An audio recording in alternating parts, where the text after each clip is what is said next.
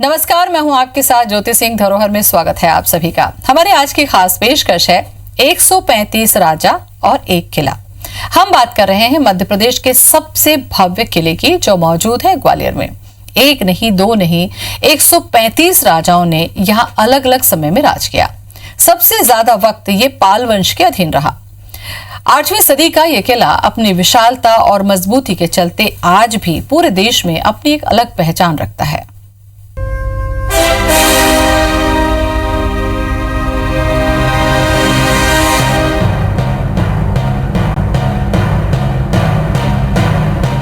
भयंकर युद्धों का साक्षी रहा है यह ऐतिहासिक किला। राजाओं के उत्थान पतन की साक्षी है ये फौलादी दीवारें। इसके आंगन में कभी मातम पसरा,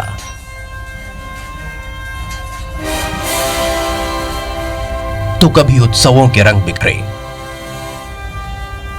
इसने मुगलों को बर्बरता के अध्याय लिखते देखा, तो अकबर के जलाल को भी देखा।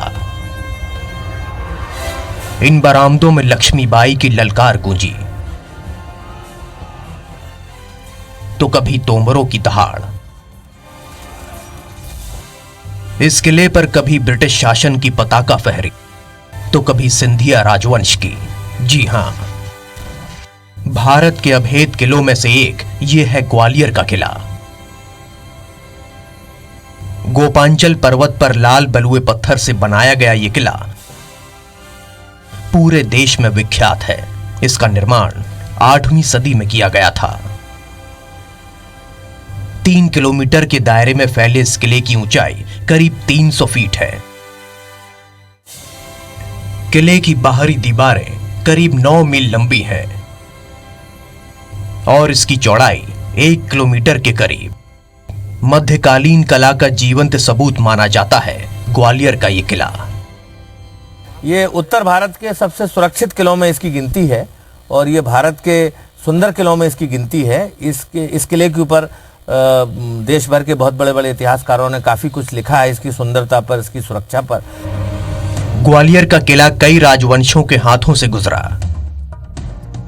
इस किले का निर्माण एक नहीं बल्कि 135 राजाओं ने अपने अपने समय में कराया, जिसमें 84 पाल राजा, 9 कछवाहा राजा, परमार, तोमर और मुगल शासक शामिल हैं।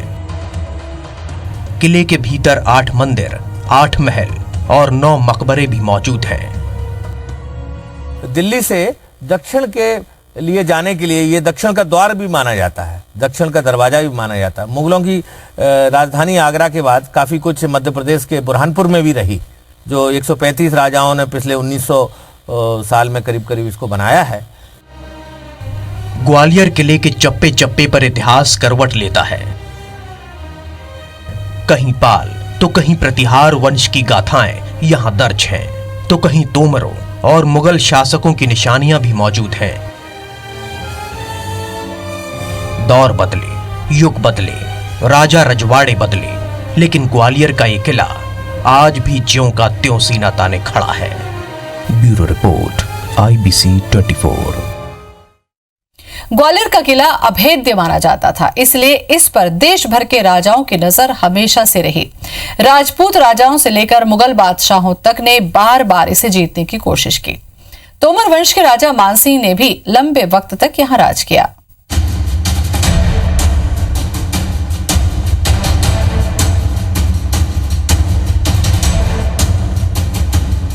एक नहीं, दो नहीं, बल्कि कई राजवंश इस किले की छांव में पले बढ़े।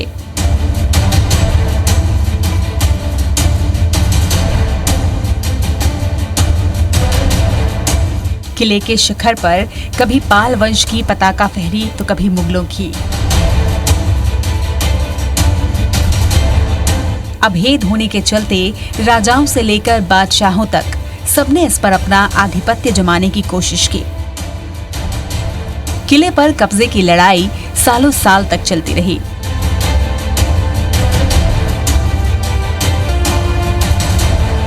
जंगों के दौर पर दौर चले। इस नायाब किले की नींव सूर्यसेन नाम के एक सरदार ने रखी थी, जो कि किले से करीब 12 किलोमीटर दूर मौजूद सिंघोनिया गांव का रहने वाला था। किले के निर्माण के बाद करीब 989 सालों तक इस पर पाल वंश के राजाओं ने राज किया। इसके बाद प्रतिहार वंश का झंडा यहाँ लहराया। सन 1023 ईस्वी में मोहम्मद गजनी ने इस पर आक्रमण किया, लेकिन उसे पराजय मिली। 1196 ईस्वी में लंबी घेराबंदी के बाद कुतुबुद्दीन ऐबक ने इस किले को अपने अधीन कर लिया, लेकिन फिर 1211 ईस्वी में उसे हार का सामना करना पड़ा। 1231 ईस्वी में गुलाम वंश के संस्थापक इल्तुतमिश ने भी इस किले को अपने अधीन करने में कामयाबी पाई।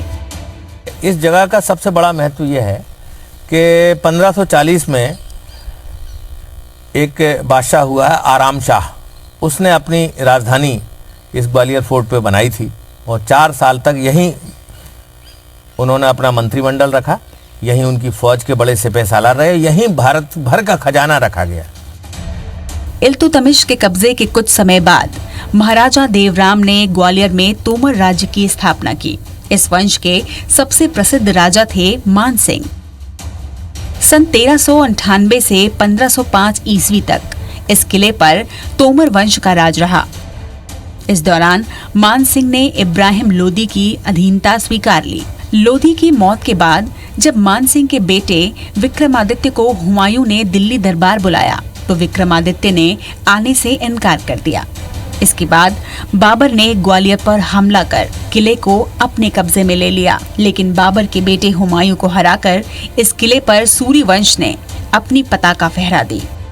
शेर शाह की मौत के बाद 1540 में अपने पिता की सल्तनत को आगे बढ़ाते हुए इस्लाम शाह ने कुछ समय के लिए अपनी राजधानी दिल्ली से बदलकर ग्वालियर कर दी। कुछ समय बाद अकबर ने ग्वालियर के किले पर आक्रमण कर इसे अपने कब्जे में ले लिया और इसको कारागार में तब्दील कर दिया। मुगल वंश के बाद इस किले पर राणा और जाटों का राज रहा, फिर मराठों का भी।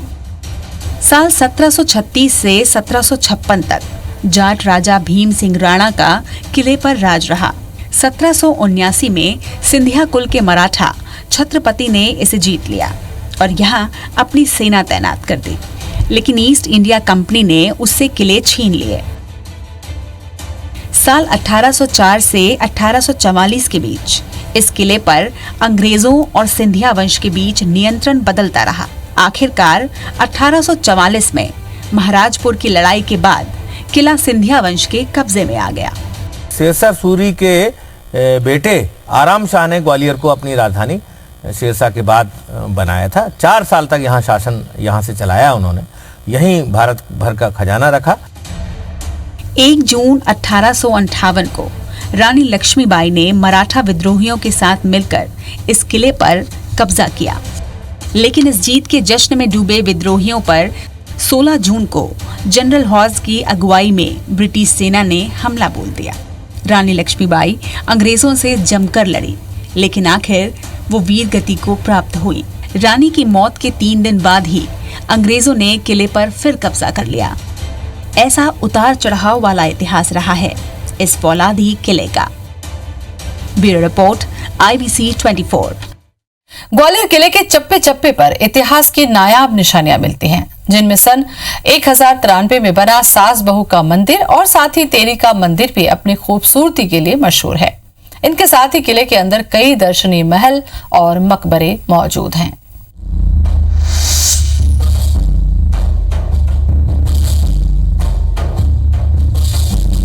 बेजोड़ नक्काशी, अद्भुत कारीगरी, फौलादी दीवारें और बुलंद दरवाजे, ये सब मिलकर इस किले को खास बनाते हैं। ग्वालियर का किला देश नहीं बल्कि 7 समंदर पार से भी लोग देखने आते हैं। इस किले तक पहुंचने के लिए 2 रास्ते हैं। एक ग्वालियर गेट कहलाता है, इस रास्ते से केवल पैदल ही गोपांचल पर्वत तक पहुंचा जा सकता है। दूसरा रास्ता उरवाई गेट है, जहां से गाड़ियों के जरिए आसानी से पहुंच सकते हैं। इसी रास्ते पर बड़ी बड़ी चट्टानों पर जैन तीर्थंकरों की विशालकाय मूर्तियां गढ़ी गई हैं। ग्वालियर किले पर मौजूद जैन धर्म की इन मूर्तियों को औरंगजेब ने खंडित किया था। औरंगजेब तो इतिहास के पन्नों में दर्ज हो गया, लेकिन उस दौर की दास्तां ये मूर्तियां आज भी सुनाती हैं। काफ़ी कुछ अच्छा लगता है और ये अलग है सबसे। और ये जो यहाँ की राजे महाराजे की कहानी है वो हमें मतलब रोमांचित करती है और इसकी वजह से ही हम यहाँ पे आए हैं। काफ़ी अच्छा यहाँ पे हमें सीखने को भी मिलता है। किले के भीतरी हिस्सों में मध्यकालीन स्थापत्य के अद्भुत नमूने मौजूद हैं। किले के एक हिस्से में सास और बहू का मंदिर है, जो अपनी खूबसूरती और इतिहास के लिए जाना जाता है। ये मंदिर मिस्र के पिरामिडों की आकृति वाले हैं। इन मंदिरों का निर्माण 1093 में किया गया था। सास बहू के दोनों मंदिरों के स्तंभों में कमाल का अंकन किया गया है। सबसे खास बात यह है कि बहू का मंदिर सास के मंदिर से बड़ा है। ये दोनों मंदिर भगवान के हैं, यानी कि मूल रूप से विष्णु जी से संबंध है, इसलिए इसे सहस्त्रबाहु मंदिर भी कहा जाता है। देखिए, ग्वालियर किला एक ऐतिहासिक धरोहर है जिसपे कई राजाओं ने राज्य किया है और जिस तरीके से अन्य किलों में देखने को आता है तो वहाँ न तो इतना सुरक्षा है, साफ सफाई की व्यवस्था भी नहीं है, लेकिन ग्वालियर किले में देखने को बहुत कुछ है। किला परिसर में कई ऐतिहासिक स्मारक, मंदिर और महल हैं, जिसमें गुजरी महल, जहांगीर महल, करण महल और शाहजहां महल शामिल है। इन सभी महलों का अपना इतिहास और अपने किस्से हैं। Bureau report, IBC 24। रायसेन किले की छाव में एक नहीं बल्कि कई राजवंश पले और बढ़े। इस किले पर हमेशा आक्रमण होता रहा, क्योंकि रायसेन को मालवा का प्रवेश द्वार माना जाता था। किले की दीवारों पर लिखा एक शिलालेख भी इतिहास के कई पन्ने उजागर करता है।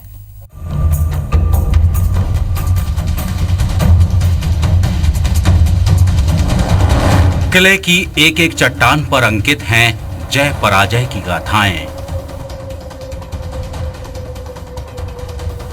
किले पर कभी परमार राजपूत वंश का राज रहा,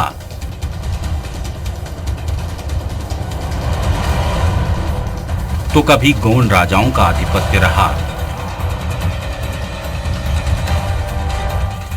रायसेन नगर को एक हिंदू शासक रायसिंह ने 1143 में बसाया था और उसी समय इस प्राचीन किले का निर्माण हुआ।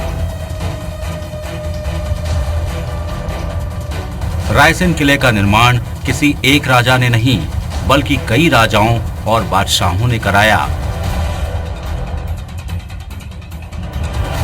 रायसेन को कभी मालवा का प्रवेश द्वार भी कहा जाता था, इसलिए हमेशा इस किले पर आधिपत्य जमाने के लिए आए दिन आक्रमणों के दौर चलते रहे। यह किला कई काल खंडों के इतिहास को समेटे हुए है। प्रारंभिक तौर पर माना जा सकता है कि 6वीं शताब्दी के आसपास इस किले का निर्माण प्रारंभ हुआ।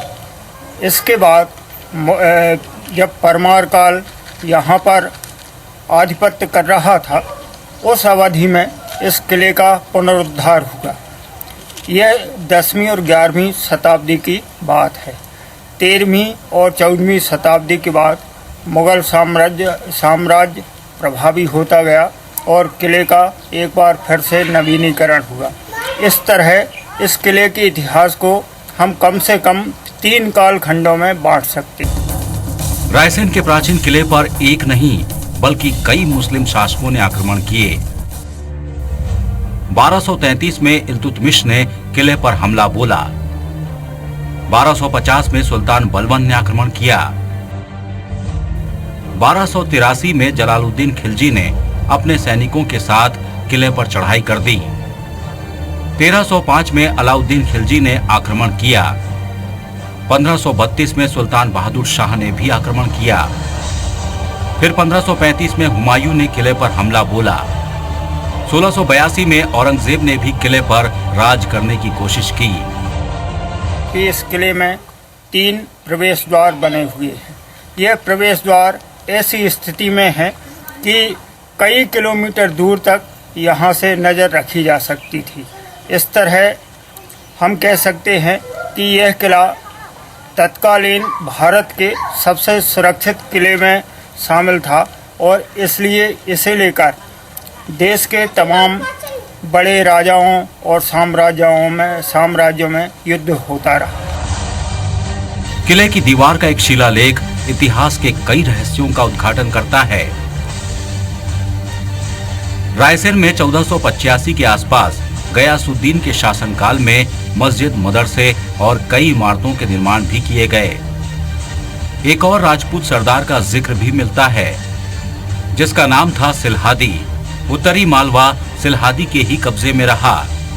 1531 में सिलहादी ने गुजरात के सुल्तान बहादुर शाह को मालवा पर विजय दिलाई। ये एक संयुक्त अभियान था जिसमें मेवाड़ के राणा सांगा की सेना भी शामिल थी। मालवा विजय के बाद बहादुर शाह को एहसास हुआ कि सिलहादी अब शक्तिशाली होता जा रहा है, जो किसी खतरे से कम नहीं है। इसलिए बहादुर शाह ने सिलहादी को कैद कर लिया। इसके बाद 1532 में बहादुर शाह ने रायसेन किले की घेराबंदी कर दी। ये वो दौर था जब इस किले पर सिलहादी के भाई लक्ष्मण राय का आधिपत्य था। कुछ समय बाद बहादुर शाह ने किले को पूरनमल के अधीन छोड़ दिया, जिसके बाद 1543 में शेरशाह सूरी ने किले पर कब्जा कर लिया।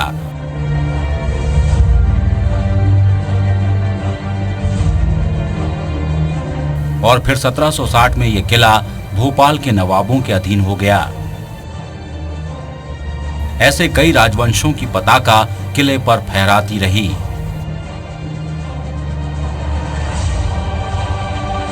Bureau report, IBC 24। रायसेन किला अपनी भव्यता और वास्तुकला के लिए भी जाना जाता है। किले के भीतर बने महल भारतीय शिल्प के उम्दा उदाहरण पेश करते हैं। किले की एक और विशिष्टता उसका जल प्रबंधन है, जिसके साक्ष्य आज भी यहाँ देखे जा सकते हैं।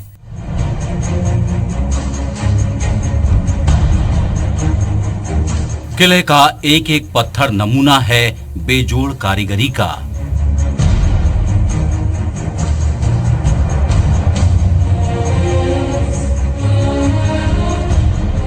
विशालकाय दरवाजे,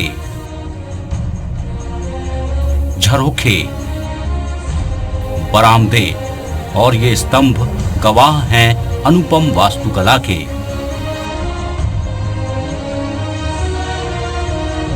इस ऐतिहासिक किले के भीतर एक नहीं बल्कि कई महल बने हुए हैं, जिनमें से एक है हवा महल, जो कि 2 मंजिला है। इस महल के प्रवेश द्वार पर की गई शिल्पकारी अद्भुत है। हवा महल के पास ही एक रानी महल है, जो कि 7 मंजिलों से मिलकर बना है। ये महल 7 भागों में बटा हुआ है। इस महल की 4 मंजिलें तहखाने में बनी हुई हैं, जबकि 3 मंजिलें ऊपर दिखाई देती हैं। वहीं किले के बीचों बीच बना है इत्र महल, जो अपने गजब के साउंड सिस्टम के लिए जाना जाता है।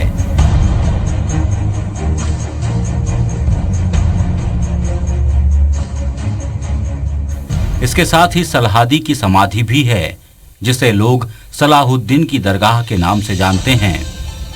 साथ ही रोहिणी महल, बादल महल, धोबी महल के अवशेष भी मिलते हैं।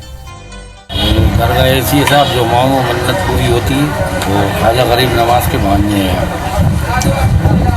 कोई खाली नहीं जाता सारों की पुराने पूरे 4 बार आ चुका हूँ इधर, और इधर देखने का किला बहुत अच्छा है। इसकी बहुत तारीफ सुनता रहता हूँ, इसलिए आते रहते हैं हम लोग हर वक्त संडे के संडे पिकनिक के तौर पे। और क्या क्या देखा आपने यहाँ पे? इधर से अपना शिव मंदिर देख लिया, और आगे जो दरगाह मरगा है अच्छी है। इस ऐतिहासिक किले पर जल प्रबंधन की सदियों पुरानी तकनीक भी देखने को मिलती है। किले पर 4 बड़े तालाब और कई कुंड आज भी मौजूद हैं, जो सिर्फ बारिश के पानी से हमेशा लबालब रहा करते थे।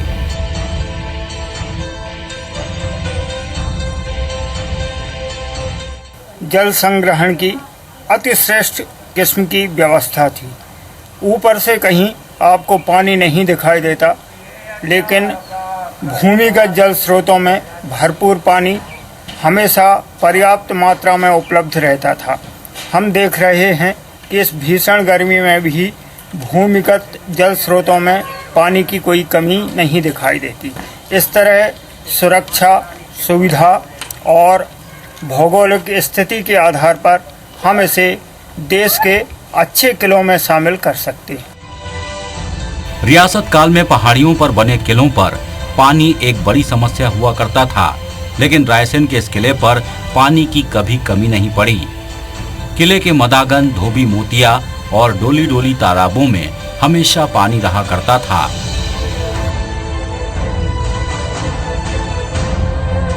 इसके साथ ही किले के हर एक महल के नीचे भूमिगत जल संग्रह कुंड भी हुआ करते थे, जिनके अवशेष आज भी मिलते हैं। इस किले पर कई राजाओं ने राज किया, लेकिन कभी किसी को पानी या अनाज की कमी के कारण हथियार डालने की नौबत नहीं आई।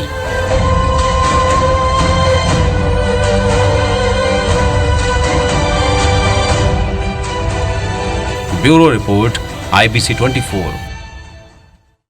और इसी के साथ धरोहर में आज बस इतना ही। बाकी खबरों के लिए आप देखते रहें IBC 24। नमस्कार।